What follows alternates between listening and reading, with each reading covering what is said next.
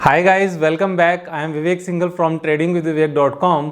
और आज मैं आपको बताने वाला हूं कि मैं अपनी बेस्ट कंपनीज़ को सिलेक्ट कैसे करता हूं, क्या क्राइटेरिया यूज़ करता हूं कंपनीज़ को सिलेक्ट करने के लिए, चाहे वो फिर ट्रेडिंग के लिए हो, चाहे फिर वो मिड टर्म ट्रेडिंग के लिए हो, चाहे फिर वो लॉन्ग टर्म ट्रेडिंग के लिए, इन्वेस्टमेंट के लिए हो।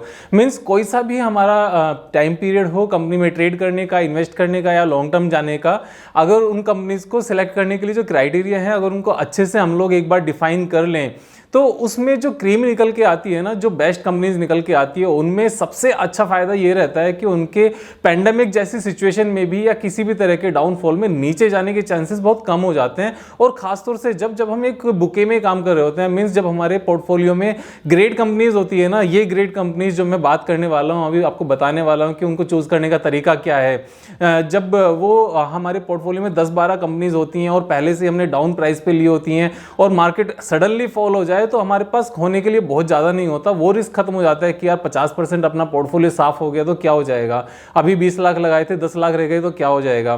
तो ऐसा नहीं होता है उस पर्टिकुलर केस में। तो यहाँ पर मैं आपको स्टेप बाय स्टेप कुछ अपनी क्राइटेरिया बताऊंगा जो मैं पर्सनली यूज़ करता हूँ कंपनीज को सिलेक्ट करने में। तो सबसे पहला क्या आता है, सबसे पहला देखो हमारा आता है कि company should be in business for quite a long period of time, कि जैसे हमारा 10-15 साल से वो कंपनी कम से कम एग्जिस्टेंस में होनी चाहिए। वैसे मैं प्रीफर करता हूं कि जो कंपनी 20-25 साल से एग्जिस्टेंस में है ना, उस कंपनी को ही चूज किया जाए। यहां पर एग्जिस्टेंस में होने का मतलब ये बिल्कुल नहीं है कि वो कंपनी 20-25 साल से लिस्टेड हो, लिस्टेड चाहे वो अभी हुई हो लेकिन वो एग्जिस्टेंस में बिजनेस में होनी चाहिए पिछले 20-25 साल से। इसका फायदा क्या रहता है, देखो इसका बेनिफिट ये होता है कि उस कंपनी ने सारे उतार चढ़ाव मार्केट में देखे होते हैं, सारे अप एंड डाउन्स देखे होते हैं। इस पीरियड में 20-25 साल में स्टेट गवर्नमेंट्स भी सारी चेंज हो चुकी होती हैं और हमारी सेंट्रल गवर्नमेंट भी चेंज हो चुकी होती हैं। सारे ऑफिसर्स मीन्स सब तरह की चीज़ों को उनको एडजस्ट करना आता है। और सबसे बड़ी बात है कि एक जनरेशन निकल जाती है 20-25 साल में, तो जो टेक्नोलॉजिकल चेंज होने हैं या ह्यूमन बिहेवियर चेंज होना है या रिक्वायरमेंट्स चेंज होनी है, वो सारी चेंज हो चुकी होती है और कंपनी को अपने आप को संभालना आता है। 20-25 साल तक अगर वो अपने ऑपरेशन को लेकर चल पाती है तो company should be in existence for last 20-25 years. ये पहली कंडीशन होनी चाहिए। दूसरी कंडीशन होनी चाहिए कि वो कंपनी अपने सेगमेंट में मार्केट लीडर हो। यहाँ मार्केट लीडर होना बहुत ज़्यादा इंपॉर्टेंट है, क्योंकि हमें छोटी कंपनीज में जाने की ज़रूरत ही क्या है जब तक हमारे पास मार्केट लीडर्स हैं। तो नंबर 1 या नंबर 2 सिर्फ 2 प्लेयर हमने किसी भी सेक्टर से चूज करने होते हैं। Third sector means third player की तरफ जाना ही नहीं होता, ज़रूरत ही नहीं होती थर्ड प्लेयर की तरफ जाने की। अगर हम बात करें जैसे IT की बात करें तो IT में इन्फोसिस और TCS चुनो, बाकी सबको छोड़ दो। अगर चुनना भी है ना, अगर तीसरे पर जाना भी है क्योंकि वो सेक्टर बहुत बड़ा है, तो थर्ड तक जाने की परमिशन मैं अपने आप को देता हूं। थर्ड से फोर्थ पे कभी नहीं जाना होता। अगर प्राइवेट सेक्टर की बात करें तो फिर HDFC bank, ICICI bank and Kotak bank, चौथे में जाने की जरूरत ही नहीं है कि बंधन बैंक ले लें क्या, या फिर यस बैंक ले लें क्या, या फिर RBL बैंक ले लें क्या। जरूरत क्या है यार, जब हमारे पास 3 बड़ी कंपनीज हैं उस सेक्टर की। अगर पेंट कंपनीज की बात करें तो एशियन पेंट में जाओ या बर्जर पेंट में जाओ। उसके बाद में अगर हम फार्मा की बात करें तो फार्मा में, क्योंकि फार्मा एक बहुत ही डाइवर्सिफाइड फील्ड है, एक फार्मा कंपनी की अलग खूबी होती है, दूसरी की अलग खूबी होती है, तो वहां पर भी जो टॉप की 3 है ना उनको चूज करो। उसके बाद में अगर कोई सा भी सेक्टर है, आई मीन जो भी सेक्टर लेना है ना, first second third maximum third, वैसे तो अच्छी बात यह है कि 2 ही लो, और अगर किसी में 1 है तो 1 ही लो। अगर ज्वेलरी में लेना है तो टाइटन ले लो, अगर हमें गारमेंट्स में लेना है तो पेज इंडस्ट्रीज ले लो।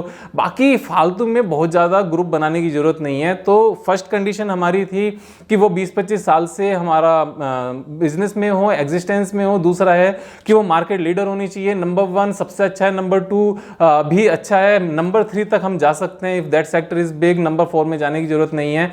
और तीसरी हमारी कंडीशन आती है जो मैं लगाता हूं, वो होती है कि return on capital employed should be near about 30%।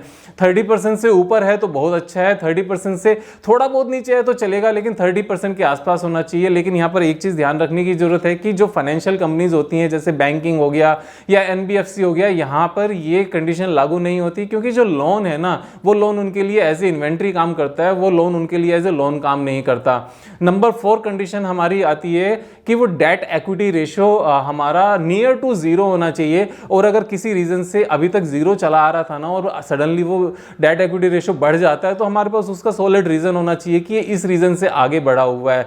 तो जब डेट एक्विटी रेशियो जीरो होता है ना तो वहां पर मेरी 2-3 चीजें बड़ी अच्छे से सॉल्व हो जाती हैं। सबसे पहले मैनेजमेंट की इंटेंशन, मैनेजमेंट की इंटेंशन यहां पर बिल्कुल साफ साफ क्लियर हो जाती है कि वो लोग पैसा लेके भाग जाएंगे या नहीं भागेंगे। जब उन्होंने कंपनी में मार्केट से पैसा उठाया ही नहीं है, सारा पैसा ही अपना लगाया हुआ है, तो भागेंगे कहां? कोई अपने घर में कभी चोरी नहीं करता। तो यहां से ये चीज भी साफ हो जाती है। एक और चीज क्लियर हो जाती है कि वो मैनेजमेंट अपने आप में इतनी एफिशिएंट है कि उनको कंपनी को बढ़ाने के लिए और आगे चलाने के लिए बाहर से पैसा लेने की जरूरत ही नहीं है। यानी कि जो कंपनी बिजनेस कर रही है ना उसका पैसा कंपनी में आ रहा है, और जब कंपनी में पैसा आ रहा है तो वो इतना सफिशिएंट है कि वो उससे आज तक ग्रोथ करके मार्केट लीडर भी बने हुए हैं, पिछले 20-25 साल से एग्जिस्टेंस में भी हैं, और वो कंपनी आगे भी ग्रो करती जा रही है। तो ये चीज नजर आ जाती है, तो ये कंडीशन भी पूरी हो जाती है।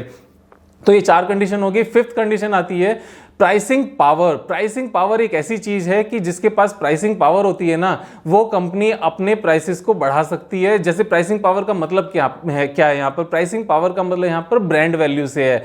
जैसे अगर हम बात करें कि अगर जोकी की बात करते हैं, पेज इंडस्ट्रीज की, कि अगर उसकी रॉ मटेरियल की कॉस्ट बढ़ती है ना और वो अपने गारमेंट्स जो अपने प्रोडक्ट्स हैं उनकी अगर कॉस्टिंग थोड़ी सी इंक्रीज कर देती है तो भी जो उस ब्रांड को परचेज करने वाले बायर्स हैं वो ये नहीं कहते कि यार तुम अब 5 रुपए चीज महंगी दे रहे हो या 20 रुपए महंगी दे रहे हो, मैं परचेज नहीं करूंगा।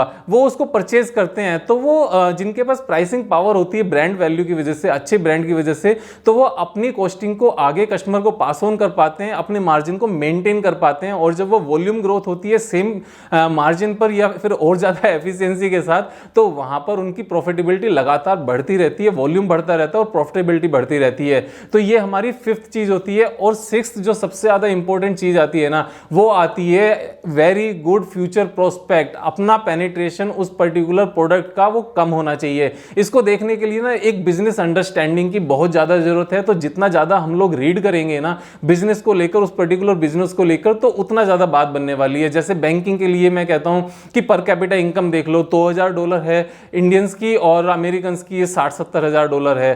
तो यहां से इस चीज का पता चल जाता है कि बैंकिंग बिजनेस बढ़ना ही बढ़ना है। हाउसिंग फाइनेंस की बात करें, रूरल एरिया अर्बन एरिया में जाकर जब अपना घर बनाएगा ना, और घर नहीं भी बनाएगा तो किराए पे रहेगा तो भी घर चाहिए, तो वो हाउसिंग फाइनेंस की वहां पर रिक्वायरमेंट आ जाती है। टाइटन की बात करें तो जो आई ग्लासेस हैं वो टाइटन के हैं, ठीक है, ज्वेलरी तनिष्क टाइटन की है। तो जो ये ब्रांड्स हैं ना ये अपने आप चीजें लेकर चलती हैं। बाटा है, अब बाटा में हमें पता है कि पहले कितने शूज होते थे, अभी लोगों के पास कितने शूज होते हैं, तो वो चीज नजर आ जाती है। इस तरह की सारी ही चीजें हैं। Per capita income, per capita consumption एक अपने आप में बहुत बड़ी चीज है। जैसे अगर हम कारों की बात करें तो इंडिया में per 1000 people there are 28-29 vehicles. US में ये नंबर 850 है। तो यहां से बहुत बड़ी ग्रोथ बची हुई है। तो जब तक ये सारी कंडीशन सारी पूरी हो जाती है तो हमारे पास सिर्फ और सिर्फ जेम्स बचता है। मींस 24 कैरेट गोल्ड में इसको अगर भी कहूं तो वो भी चलेगा कि जो बेस्ट कंपनीज है ना वो निकल के आती हैं। और जब ये बेस्ट कंपनीज निकल के आती हैं और हम सिर्फ इन्हीं में ट्रेड करते हैं ना, वो भी लोअर प्राइसेस पे, जो कि मैंने बाकी वीडियोस में बताया भी हुआ है कि वो लोअर प्राइसेस क्या होने चाहिए, आप बाकी वीडियोस देखना। वैसे मैं फिर भी अगर रिमाइंड करूं तो 200 दिन मूविंग एवरेज के नीचे जब हम इस तरह की कंडीशंस लगा के कोई कंपनी को चूज करके उसको वहां बाय करते हैं ना, तो वहां से प्रॉफिटेबिलिटी की प्रोबेबिलिटी बहुत ज्यादा इंक्रीज हो जाती है और ऑड्स अपने फेवर में होते हैं और पैसा बनता है।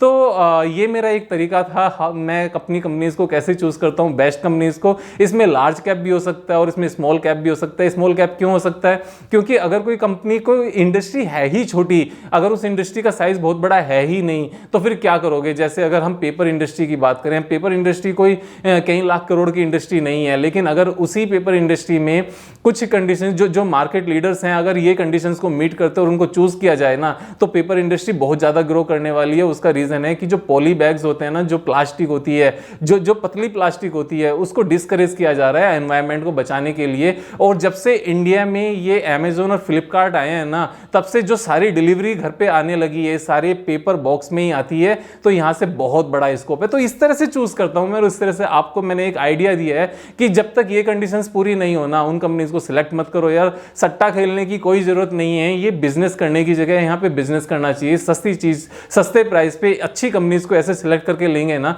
तो हमेशा पैसा बनेगा, विश्वास भी बनेगा और लंबी पारी खेल पाएंगे। I am Vivek Singhal from tradingwithvivek.com। Subscribe कर लेना अगर नहीं किया है तो। Thank you so much. Have a happy investing, have a happy trading.